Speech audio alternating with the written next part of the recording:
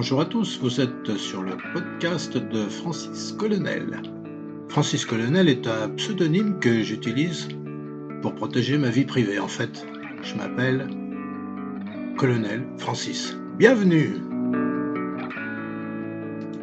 La vénerie est vainement vénère.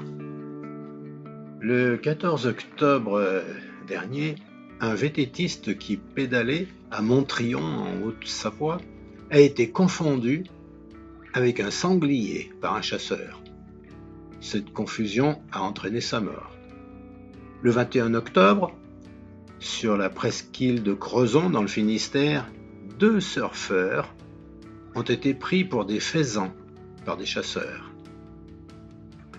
En septembre dernier, ce sont 4 ânes qu'un chasseur a tués à Harit dans les Bauges, en les prenant pour des biches. C'est assez marrant cette tendance des chasseurs à tirer sur des vessies en les prenant pour des lanternes et à prendre tout ce qui bouge pour une cible autorisée. Vu que la portée d'une carabine de chasse peut atteindre 5 km, que l'examen de chasse n'est pas ophtalmologique, ni psychiatrique, ni même alcoologique, le risque n'est pas nul de prendre du plomb dans le cul en se promenant dans la campagne par un beau dimanche. C'est marrant aussi cette prétention si génétique à être les premiers écologistes. Mais c'est peut-être vrai si on considère que parmi les 10 à 20 morts annuels dus à la chasse, la plupart sont des chasseurs.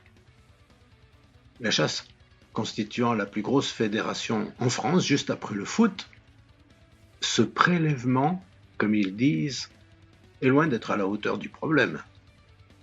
Les chasseurs eux-mêmes réclament toujours plus de prélèvements, comme ils disent, notamment de loups, d'ours ou de lynx, parce qu'ils considèrent ces animaux comme des concurrents.